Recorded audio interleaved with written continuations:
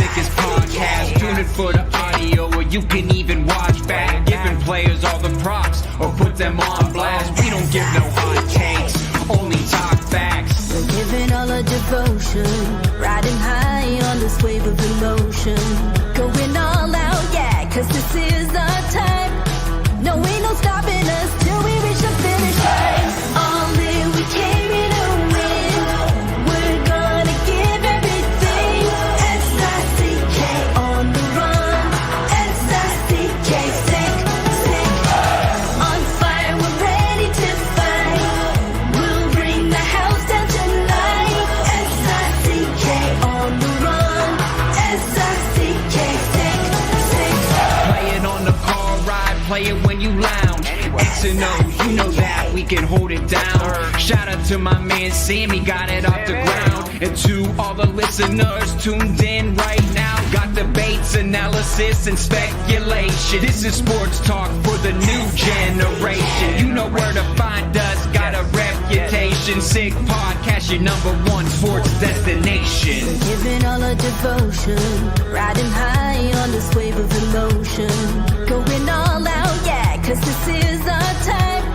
No, ain't no stopping us till we reach the finish line. All in, we came here to win. We're gonna give everything. S-I-C-K on the run. S-I-C-K, sick, sick. On fire, we're ready to fight. We'll bring the house down tonight. S-I-C-K on the run. S-I-C-K, sick, sick. S-I-C-K is the sickest podcast. Tune in for the audio, or you can even watch back. Giving players all the props, or put them on blast. We don't give no hot takes, only talk back. S-I-C-K, S-I-C-K, S-I-C-K, S-I-C-K, S-I-C-K, S-I-C-K, S-I-C-K. all in, we came here to win. We're gonna give everything. S-I-C-K on the run. S-I-C-K, sick, sick. S-I-C-K is the sickest podcast. Tune in for the audio, or you can even watch back. Giving players all the props, or put them on blast. We don't give no hot takes, only talk facts. We're giving all our devotion, riding high on this wave of emotion. Going all out, yeah, cause this is our time. No, ain't no stopping us till we reach the finish line. All in, we came here to win. We're gonna give everything. S-I-C-K on the run. S-I-C-K, sick, sick. On fire, we're ready to fight. We'll bring the house down tonight. S-I-C-K on the run. S-I-C-K, sick, sick. Play it on the car ride, play it when you lounge. X and O, you know that we can hold it down. Shout out to my man Sammy, got it off the ground. And to all the listeners tuned in right now, got debates, analysis, and speculation. This is sports talk for the new generation. You know where to find us, got a reputation. Sick podcast, your #1 sports destination. We're giving all our devotion, riding high on this wave of emotion. Going all out, yeah, cause this is our time. No, ain't no stopping us till we reach the finish line. All in, we came here to win. We're gonna give everything. S-I-C-K on the run. S-I-C-K, sick, sick. On fire, we're ready to fight. We'll bring the house down tonight. S-I-C-K on the run. S-I-C-K, sick, sick. S-I-C-K is the sickest podcast. Tune in for the audio, or you can even watch back. Giving players all the props, or put them on blast. We don't give no hot takes, only talk back. S-I-C-K, S-I-C-K, S-I-C-K, S-I-C-K, S-I-C-K, S-I-C-K. Turn up your volume. Because you're about to listen to The Sick Podcast. The Eye Test with Pierre, McGuire, and Jimmy Murphy. The Stanley Cup winning Colorado Avalanche And after 22 years, Raymond Mark! The sickest NHL podcast. It's gonna be sick. And welcome to another edition of the Eye Test here in the Sick Podcast Network and another edition of On Campus Friday. Pierre, McGuire, and me, Jimmy Murphy here. And we're going to get right into it, Pierre. We'll talk a little NHL and other college stuff later, but we've got our guest right now joining us here on the Eye Test. Merrimack College head coach Scott Borek is here with us for the first time on the Eye Test. And welcome aboard, Scott. How you doing? Very well. Thank you for the opportunity. Oh, Good to see you, Pierre. Hey, Coach, we're so happy to have you. See, Jimmy, I know Coach really well. We have the same barber, but back in the day when we both started, we had way better hairlines. But I like the fact that he's acknowledging Colby College, where he was a head coach, New England College, where he was a head coach. See, guys never forget where they come from. And I know I've known Scotty a long time, and I love the fact that he acknowledged those places where he used to be the head coach. Good. Colby College. No, Coach, I got to ask, and forgive me for not knowing your bio offhand here, but were you there at all when Greg Cronin was there at Colby? No, I actually followed Greg by a couple of years. Okay. I knew Greg really well because he was at Maine when I was at Colby. We used to travel together recruiting. Yep. He's obviously from Arlington, so I just knew the family very well. His We were brother was neighbors Colby growing as up. well. Yep, Donnie Cronin. Yep, we were neighbors growing up. They were like big brothers to me. So, yeah, small world. There we go. That's why Jimmy's still traumatized. They beat him up all the time. Well, no, they taught me how to fight. One of the coolest things I think that happens in the college hockey season is the Friendship Four in Belfast. You guys are going, the Merrimack College Warriors are going. I know that Jeff Jackson, somebody you worked with at Lake Superior State. How did the whole Friendship Four start for you and for Merrimack? You know, it's funny. I think it was my last year or second to last year at Providence. We went to the Friendship Four. And it was an unbelievable experience. It was just an opportunity for our players to see some things that you hear about, you read about, you think about, you have opinions on, but you really don't know. And when we went over there for that week, I thought it was a great opportunity for my family, but also for our guys and our program. So since I've been back at Merrimack, I've been pushing to get us over there. Ironically, Ralph Cox lives on Plum Island, which is fairly close to me, and he's involved with the tournament. And every time I'd see him, I'd say, Coxie, you got to get us over there. You got to get us over there. So we finally getting over there, and we're excited. It's a great opportunity. It's obviously a hockey opportunity, but it's a really good, just an opportunity for the young men to learn something and to grow from it. Coach, we see. I saw it when years back when I went with the Bruins when they actually went over to Belfast before they went to Prague, started their Stanley Cup season there, and all these teams that go over to Europe or go on these trips like that, they come back and say, "Man, did we bond? Like, man, we are so much more a team right now." Is that one of the goals you're hoping to have here as you go over there?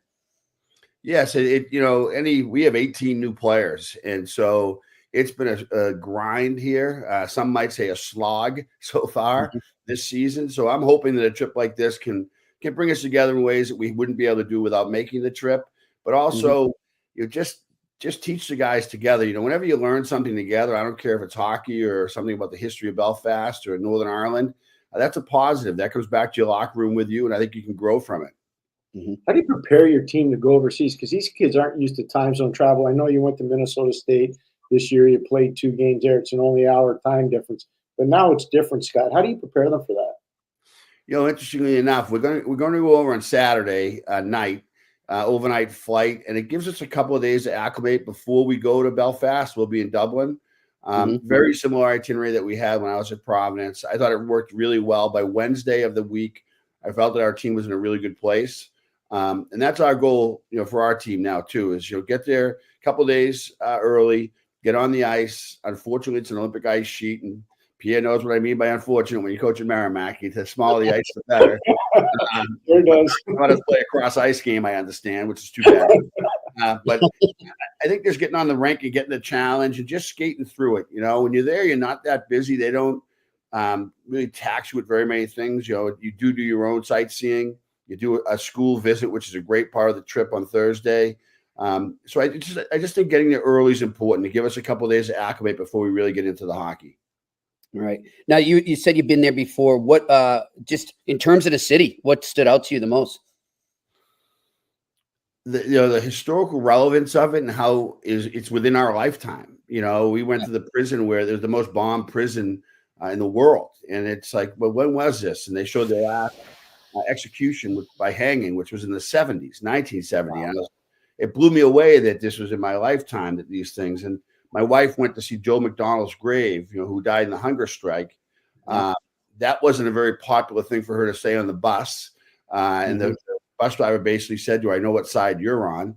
And so there's still a lot of energy there that I think goes, it's called the Friendship Four for a reason, right? They're trying to bring that back.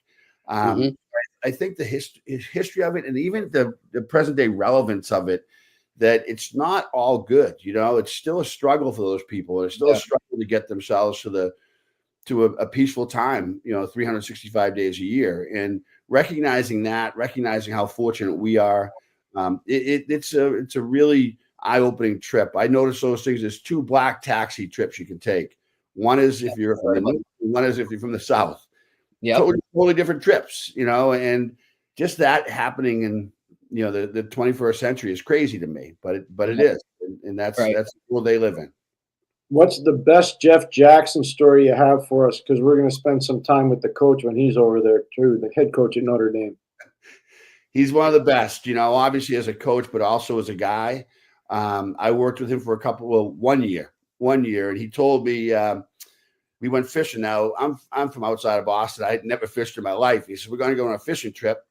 Us and 8 guys, we had a fly-in. So not only were we on a fishing trip, we were in a cabin. The only 8 people on the lake, brought all our own stuff. Didn't hit me till we got there that if something happened here, there's no one that can help us. Like, it's just us 8.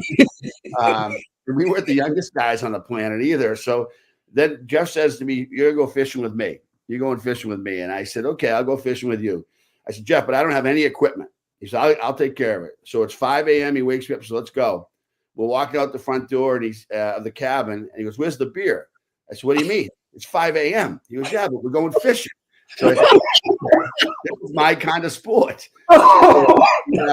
We filled it up and we went out there. We fished and we're smoking cigars out there in the middle of the lake. Keep the bugs away. And Jeff looks at me and says, "Hey, I just wanted you to know, I'm leaving Lake State. I'm going to start this thing called the National Program." And that's why I found it out in the middle of Garnham Lake. I wanted to get off the lake immediately. I just moved from Boston to Lake Superior State to Sault Ste. Marie, and I wasn't really comfortable with that at that point. So that was just a great time that we enjoyed, and he taught me a lot about fishing, and then we moved on to some other things as well. A boy from Swampscott had never fished before? Yeah, I know it sounds weird, but my parents we weren't water people, even though the water was over there. We just didn't go there. Yeah, I love that area. Coach, just, for our listeners, a little background on you. How did you get into coaching? Like, what inspired you to do it, and where did you catch your first break? I caught it early in coaching, really. I got injured in college. I actually broke my neck at Dartmouth. And at that time, there was a varsity coach and an assistant coach. And the assistant coach also had a JV team to coach. So they brought in at my junior year when I could no longer play, and I was healthy again. They asked me if I wanted to be the second assistant, and Bobby Gaudette came in as the first assistant with George Crow, who had been a long time. He'd been a friend of my family's because he had coached my brother in high school. And he just said, "Hey, let's do this." And we did it for a year. I got to coach the team. I'm grateful to my buddies who are my fraternity brothers that actually allowed me to coach them on the JV team. And my closest friend was my roommate, who was the captain of our JV team. And we had a good year. We had a really good year. Then my senior year, Brian Mason came in. He allowed me to continue to do the same thing. And that was great. And then I got the opportunity at Providence College to be an assistant right out of school because Mike McShane had recruited me to Dartmouth. So I had a relationship with him as well. So I've been very, very blessed. I tell people all the time that my injury was the best thing that ever happened to me because it allowed me to make hockey my life 4-year period. Yeah. Coach, you talked about Mike McShane. You talked about George Crow, men that I obviously know, Bobby Gaudette, Jeff Jackson. You've had some really good mentors. But I know one of your closest friends is Dick Umili. How has Dick influenced your career as a coach? There's not another human that knows his locker room better than Richie Umili. Like he just had an innate sense of what our room needed. I would say in our 14 years together as a head coach and assistant coach, he was right 99% of the time. And I'm always not saying 100 because that would be, that might be an exaggeration, but we made unbelievable personnel decisions that he made. And he taught me way more about the person. You coach the person, not the player. And that was something as a young guy you don't really know, right? You're just so aggressive. You're pushing the buttons. And he really, showed me, hey, the respect you show them is the respect you're going to get back. And make sure that you always prioritize that. And it was a really good lesson. We still are very much in touch now. I won't bore you guys with the coffee clutch that I'm part of here in the North Shore, but many great guys and names that you would know very, very well. They'd all get together, and Richie's one of them as well. That's great. And that's interesting you say that. You're gonna get back what you give them. How much has that philosophy helped as a new generation of kids come in and you start to coach them? I think it's even more important now because they expect more, right? They want a relationship and they want to be treated a certain way. And in fact, in the new way college hockey is going, they can demand to be treated that way. But you don't want to get to that point, obviously. So I've always said to the guys that we recruit to Merrimack, and we're in a unique situation. We're the underdog every night we play typically. How strong our family is how good our team will be. And so if we can have the best locker room, the only thing I can control is trying to have the best people in the room in the league. If I can do that, we'll have a chance of success. And then hockey will come from that. But all our guys know how to play the game. It's not rocket science. It's just making them feel great about where they are and then building up self-esteem wise and hopefully unleashing them on the opponent. How much will the major junior situation affect you in terms of how you approach recruiting, Scott? Quite large. Like we're already, there's a lot of colleges already in the ranks. We're one of them. It's important that you're in the ranks. It's funny. I actually, Pierre, thought of a story about you today. So on Sunday, we lost Saturday up at Maine. I got shellacked. And both my assistants went to major junior games in Quebec. They went to the Q. And I said, hey, just don't wear the logo. You couldn't recruit. You couldn't even recruit the midget players up there with a logo on because it hated you. And it reminded me. And I don't think you probably remember this story, but you were at Hobart. I think I was at Brown, and we were in a rink in Quebec, and I was going someplace to see a midget game, and I think you gave me that advice actually. And I was like, oh yeah, sure, Pierre, right. I thought you were kind of throwing me under the bus. And I got treated very poorly trying to recruit Joey Juneau in Lévis-Lauzon. Lévis, that's exactly right. Right outside Quebec City, Jimmy. Yep. They were not happy with the guy with the big brown thing on his sweater. It's pretty funny that he brings that up. I remember like that advice. I was coaching at St. Lawrence, and I think Scott was at Brown with Bobby Gaudet at the time. And we were trying to recruit Marty Brodeur. And I remember Joe Marsh, who I love, like he loves Dickie Millie. I love Joe Marsh the same way. And Joe says, Pierre, you always travel with the St. Lawrence crest on, aren't you? I said, are you crazy, man? I show up there, they're going to shoot me. No chance. No way. Not to get Brodeur. And I think, were you guys in on Brodeur too? We're trying to be. Yeah, you're trying to be. He visited us, Jimmy, and we were this close to getting Marty. Like this freaking close. Wow. Do you think, though, that we're going to see that mentality change, I would imagine, though, right? As far as the approach, I don't know if it will change in Quebec, quite frankly. Really? But even in the Dub, like if you start recruiting major junior players who still have major junior eligibility left, your program and you personally will not be in that rank again. I'm confident of that. I agree. I think these rules are being made because the NCAA doesn't want a lawsuit. It will help major junior hockey get out of from being in the red, from trying to pay schoolboy packages. There's a lot of people who think it's going to open our player pool up really large. If you get someone off of a WHL's first or second line, yeah, that's probably the case. But how many of those kids are going to sign at the end of that? So maybe there's only 2 kids like that. I think you got to really walk with some very slowly and some trepidation into this process. Because I think if you go to, it's like when Pierre and I started, going to Western Canada was a new thing. So every kid who was from Wilcox, Saskatchewan, was a better player than the kid from Arlington, Mass, which usually wasn't the case. And I think that's going to happen in some programs now. Okay. Gotcha. He's right. I mean, Scotty and I were two of the first guys from Nice went into Saskatchewan. I can tell you that right now. There weren't a lot of guys going into Saskatchewan back then, and I Right. think you know that. Maybe the guys from Colgate, maybe the guys from Clarkson, but there weren't a lot of Eastern guys going into Saskatchewan at the time. Hey, Scott, I wanted to ask you about, the major junior stuff, and I thought you gave a great answer. What about prep school hockey? I know you're one of the guys that really understands it.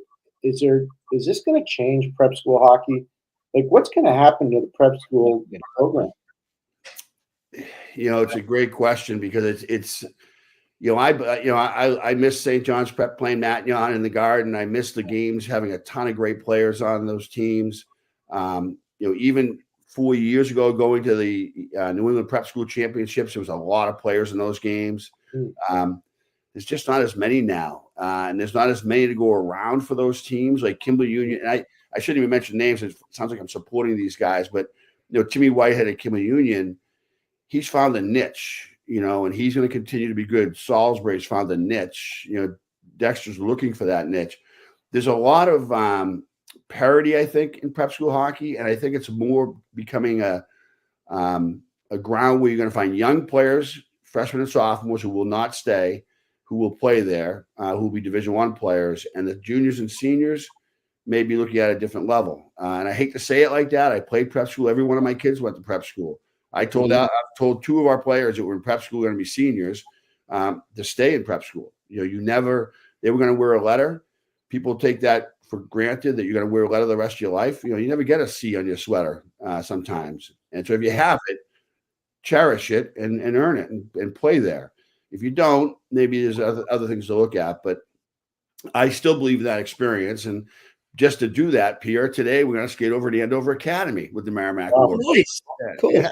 Well, it's not for good reason. Our rank power went out, but So he's actually going over there to try to recruit the next Chris Kreider. He wants the next Chris Kreider. I know what coach is doing. we're over there. We're going to see if there's one over there. I know Jimmy, he talked about Timmy Whitehead, who was a great college coach at Lowell, at UMaine. Now he's run this amazing program at Kimberly Union. Just to put in perspective for our listeners and viewers around the world, Adam Fantilli played at Kimberly Union Academy. I'm not kidding. And Coach knows. He probably saw him play there just like I did. Like, it was 3 or 4 years later, that kid's in the NHL as a first-round pick. That's the kind of program that Coach is alluding to when you talk about what they're doing at Kimberly Union. They're doing a really good job there. Guys, this may be a bad question or not. It just came to my head as we're discussing this, but what do you guys think the whole CHL transfer will do to teams like, say, the Junior Bruins or those type of leagues that have been filtering kids into colleges and prep schools and what have you? Will it affect them at all? Personal opinion is going to affect it. It might end them, as viable options. Yeah. I'm sitting here listening. That's not going to be good for them. Yeah. No, it's already tough for them because USHL is, very powerful. The North American League has come out east and done a really good job. Has some great franchises. So it's really become difficult for some of our, Junior Bruins, the Islanders, the Hitmen. Some of those teams are still rolling, but not with the players they had before. They're not the development path. Very similar to, I think, what's going to happen in prep school. I think it will really make it a young league. That might be a great thing, make it a much younger league. But what's that do to midget hockey? It's going to – my biggest concern with the CHL coming in is the trickle down, what it's going to do to the USA hockey player, just in general. Yeah, I think it's going to increase the number of foreigners in our game, and I'm not sure that's good for USA hockey. Yeah, that's a really good point. That's one of those unintended circumstances that I think Coach is addressing. It's pretty smart. That's good. I really like that. I hadn't thought about it in those terms. Scott, when you go overseas and you have your team, do you ever think about potentially trying to get guys slotted into playing jobs over there? Do you ever talk to people over there? Like, I know you run a Division I team and you're in Hockey East, the best league in the country, but do you try to help your guys get in the European positions? 100%. Like most of our guys, we will have the guys who are playing in the National Hockey League, and we've had guys who are on rosters right now, and that's great. And guys in the American League, and they have a goal, and they're fighting it and scrapping, trying to get up to the NHL. But if you're anything below that, jump into the European experience, because that's what it's about, and get the experience that hockey can give you. And I think that more and more players are opening their eyes to that. It was a big eye opener to us when we went over with Providence Scotty Conway's still there, one of our best players in that Providence team that played in Belfast. He's on the Belfast Giants. Steven Saviano from UNH was on the Belfast Giants. It's a great organization. They do a really good job. And I think our trip over will get some guys' eyes open. And we have quite a few players who are in Europe right now. And I just think it's a great way to extend your hockey career and to do it in a way that's actually getting something else for your life. And you never know, guys. Sometimes they come back and they find a job here. I mean, look at Connor.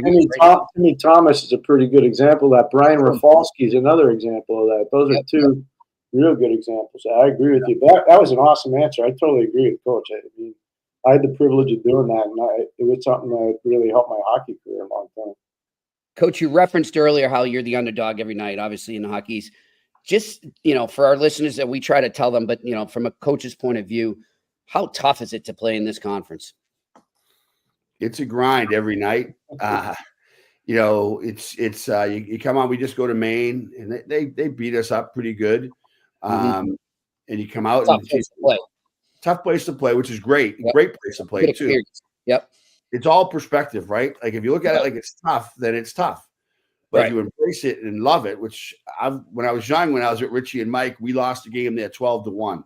Sean Walsh. Richie used to smoke darts. And he was sitting in the back Zamboni room smoking dart. It's like Nam. And Sean comes out and apologizes to us. Hey, I didn't mean to let it get out of hand. Sean meant to let it get out of hand. He wanted 13. He did. But he apologizes.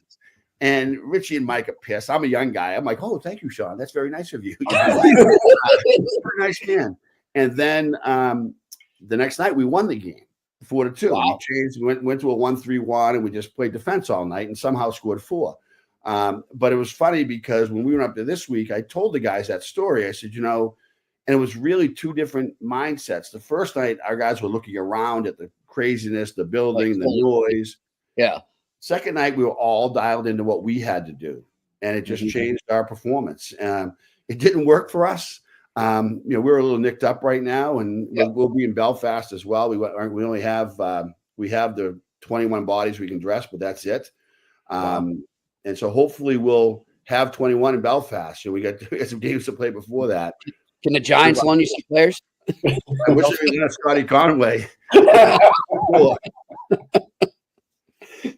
Good stuff. But that's good. Yeah, I mean, it is. It's all how you put it in perspective. I like that. It's like Mike Keenan told us yesterday, Pierre, when he said, his teams would go into Chicago Stadium, and he's like, if you can't get up for that, then there's something wrong with you. Yeah. So. No, that's absolutely true. And Alphon's one of those places, Jimmy. You're right on about that. The coach knows very well. I'll leave you with this one. I can't wait to see you over in Ireland. We're definitely going to visit, and I can't wait to see you. I just think about all your experience and how lucky they are to have you at Merrimack. How much do you utilize the experience to coach today? Do kids listen to that experience? That's a great question. I think they do. We've already just referenced, some mentors that I've had and some unbelievable opportunities I've had. But I've talked to them about some of our coaches, some of the people I've been around, some of the challenges that have been faced by those guys and what they got through. And one of the best, this is a story, the last one I'll tell, because I can tell a lot of them, but we all probably can. But I gave our guys, we lose a game on Friday night, and I was at Lake Superior State, and I had a very young coaching staff. I was a very young head coach. It came out of nowhere to be that head coach because of Jeff leaving. And we're sitting in the coach's room after practice, and we're just ripping the players. Bad practice, what's the easiest thing to do? Rip the players. So we're ripping the players to each other, not to the players. Right. My goalie coach is a guy named Terry Barbeau. T-Ba was his nickname. I know you guys use that in other ways, but I'm calling it a nickname.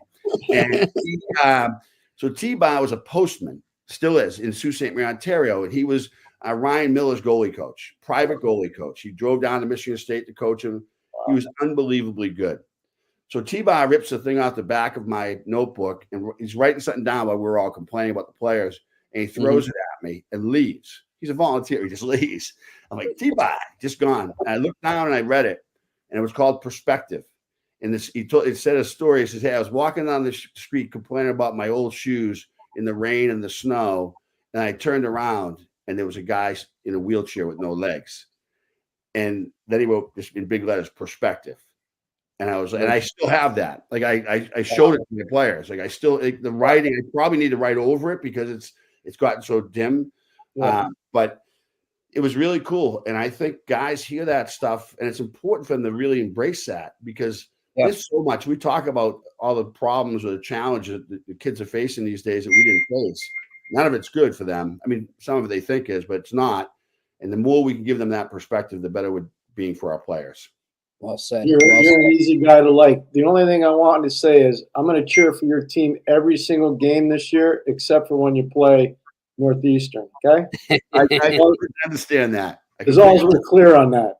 Yeah. Oh, I can't wait to see you, Coach. I cannot wait. You've been so awesome on this. Thank you. You got to This come is down. awesome. We're going to be at the Heart Bar, Coach, in Belfast. We'll be at the Heart Bar every day at 2 p.m. So I we'd will love see to have you you there. down. I All will right. see you there for sure. I look forward to it. You guys travel safe and have a great You rest too. of the week. Thanks, Coach. Thank Thanks you. a lot, Coach. Thank you, Appreciate guys. you joining us. Merrimack College head coach Scott Borek joining us here on the eye test on Campus Friday. Man, that was I like what you said there at the end. That How was perfect. great is that, man? He's awesome. So if you have, just to put in perspective, if you have a child who's a hockey player and you want them to go not only play hockey but learn life lessons, there's a good guy to go to. Yeah. Yeah. He's a good mentor himself. He's not making that stuff up, by the way, and I didn't know he was going to say that. Yep. He and I were really young when we started. I had been released by New Jersey and was sent to the minors, and I didn't want to go. So I was 22, I think. I was coaching college hockey, and he might have been. You talked about it. You know, he had a broken neck, so he stopped playing. So he was like a grad assistant at Dartmouth, and we were on the road together, like beat the bushes every day. I was on the road. I don't even know how many miles I drove that year. I want to say 75 to 100,000 miles. Right. Maybe more. I don't know, but I used to see Scott in the rinks all the time. And, you know, he goes from Dartmouth to Brown. I go from Hobart to Babson. Then I go from Babson to St. Lawrence. He goes, you know, from Brown to Providence to UNH. Like he's all over. And I keep seeing him in all these rinks. Yeah. And you develop an affinity with somebody and you learn what they're like. And I was coaching in the NHL when he got the opportunity at Lake State. And I was like, I don't see the fit. Like, I don't know how that happened. But it happened because now I know. So you just told a story. Jeff Jackson left to go start the national team development program. Right. And he was there in the middle of the lake fishing. And that's how he found out he was getting a head job. Right. It's amazing what can happen in the most unique places, right? That's good stuff. Awesome. You can't help but cheer for a coach like that and a program like that. Like he said, we're underdogs every night, but once in a while they maybe pull off the big upset, and it's a great experience for those kids. And like he was saying, even just going into these buildings, Pierre, for those kids is an experience. Like it toughens them up mentally and physically. I'm going to tell you this right now. You ask any player that plays in Hockey East, you go into the building in North Andover where Merrimack is. Oh, yeah. It's not for the faint of heart. Like they have an identity. He's built his team a certain way. Even the new one, they built it still right on top of you. It's not like I was worried when they built it was going to be kind of spread out. I coached the WACA games in there. When I was a player, I played games in there. And I'm going to tell you right now, I go watch games in there now. That's not for the faint of heart, that place. They got real good fans, and it's rough. If you like old school, it's rough. The first game I ever called play-by-play for UMass hockey back, we're talking like 98, 99, somewhere around there, Pierre, was at Merrimack. And, we go up, and the broadcast booth is right in the middle of the fans. I mean, they're all around you, and you just got this little table to do it from, and they're getting you like, you suck. I'm just giving it to you. But I loved it. I was like, this is great. My color man wasn't too. He was kind of nervous, but I embraced it. It was great. It was. You're right on top of the action, and they were dedicated. I mean, and they had a stretch where they were starting to get in some players there. I think about like 5-7 years ago, maybe 10 years ago. But everything goes in cycles. They'll get it back. He just lost his best player. Alex Jeffries signed with the New York Islanders. Yeah. He was draft pick. That's hard. And you go look at the stats. That kid's playing really well for Bridgeport right now, the Islanders farm team, the American Hockey League. You can go look it up. He's had a really good start to the year. He also lost a really good transfer to the University of Maine, Frank Jurasevich. Frank left Maine to go to, or left Merrimack to go to Maine, and he's one of their top 4 defensemen at the University of Maine right now. But it's hard for them because when they lose those players, it's like taking a step back to take 3 steps forward, but it takes a while to do that. Yeah. And didn't they, Pierre, if I'm not, Kovacevic was a Merrimack kid, wasn't he? The defenseman? Yes, he was. Yeah, he was a Merrimack. Yep. Yep. He's playing right now for, where is he, in Jersey right now? Jersey. Yeah, he was traded there in the offseason. From Montreal. Yeah. Yep. Good stuff. Pierre, before we go looking ahead at let's just stick with college hockey. Obviously, you'll be focused on your kids' game as well, but some other games piquing your interest around the league. I'm going to be watching Maine and BC for sure. Yeah, you took it out of my mouth. Maine and BC is a big one, but in the ECAC, just to be fair, Ben Sire's starting out as a new head coach at Princeton, and they got Dartmouth and Harvard coming in this weekend. Dartmouth and Harvard going into Princeton and Quinnipiac. That's how it works in that league. So the first night, I think that Harvard is at Quinnipiac and Dartmouth is at Princeton, if I remember correctly, and then they just switch. But that's going to be interesting because playing at Princeton is going to be tough this year under Ben Sire. He's a tough coach, and I think he'll do a good job there. And we know what Rand Pecknall has done at Quinnipiac, and they've had some really good wins to start the year. So this is a big test for Teddy Donato's Harvard Crimson, and a team that's going to the Friendship Four. Really big test for them. You talked about BC and Maine. Both those games are sold out at BC this weekend. Big test for Maine, huge test for BC. The Northeastern Providence games are going to be just like the Maine Northeastern games were savage and amazing. One ended up as a win for Maine, one ended up as a tie. That series is going to be good. Friday night, that's at Providence. Saturday night, it's at Northeastern. I think the Saturday night game at Northeastern is sold out. College hockey's had massive amounts of sellouts this year, probably more than they've had. Like I was in Denver back-to-back nights, they were sold out there. I know Minnesota's been sold out. I know Michigan State's been sold out. Michigan's been sold out. Notre Dame's had a couple sellouts. Like it's pretty amazing what's going on right now in college hockey.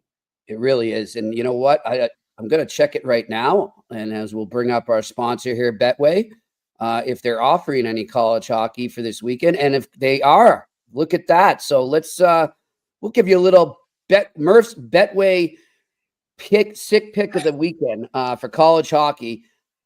I'm going to call a huge upset here, Pierre. I'm going to say UMaine goes into BC and takes 1. They'll take tonight, but they'll lose tomorrow. Am I nuts? No, they can. All right, well, I am, but that's beside the point. No, they're not. No, they're not. No, they're not. You're not nuts, and that could happen. The one thing I'd say, whenever you play BC, your goalie's got to be as good as Jacob Fowler. It doesn't mean your team can't be as good as the other team. It doesn't mean, let's say, Maine's forwards and D can't be better than BC's, because they can. Yep.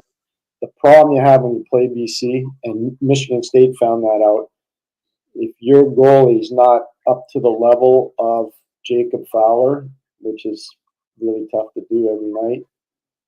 I think, Pierre, that UMass game at BC that you were at last year on that Sunday afternoon, I mean, they could have won that. That was not the goalie. UMass wins that game. That was not the goalie, but they were in that game. No. I mean, UMass, if they don't have bad refereeing, by the way, UMass doesn't have to deal with marginal to bad refereeing, and Jacob Fowler, they win that game going away. BC just didn't have an A game that day. They just didn't. Yep, for sure. Fowler kept them in and won the game for them. Well, I want to remind our listeners and viewers, if you want to bet some college hockey or NHL or any sport, you can go over right now. We'll pull that up again there, Shane, if you could. Betway is your leading global online betting and gaming brand. Follow your gut instinct. Go with Betway. You can sign up right there with the QR code in front of you if you're watching, or you can go to the website. Remember, always be 18 plus and play responsibly. And as I said, we'll loop up the pick here. Give me that sick pick of the day. Let's go. It's time for Sick Picks. Brought to you by Betway.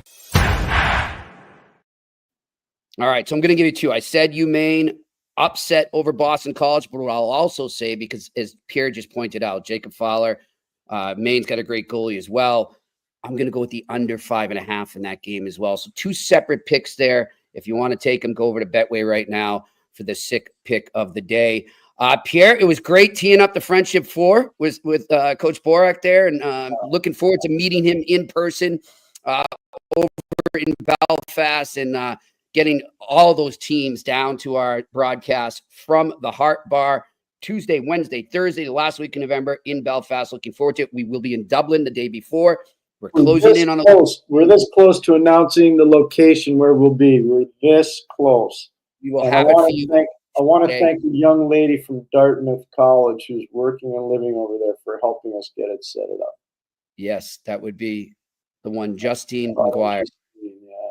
She's doing a great job. And Pierre, we might have to put her on the staff. I mean, she's doing some great work for us over there. Yeah, she's been busting pretty good. You know what? She you know how Coach Borek was talking about going to play in Europe?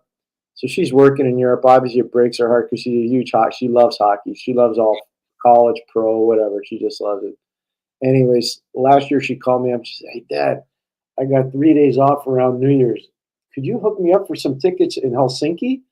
I go, "You're the only person I know that wants to go to Helsinki in January." That's awesome. You raised her well, friend. She goes, "Dad, could you really help me out?" I said, "Yeah, I'll make a call right now." So I called a friend of mine up who is a general manager of a team over there, and I said, "Look, I'll pay for them. Can I get two?" He goes, "You don't have to pay."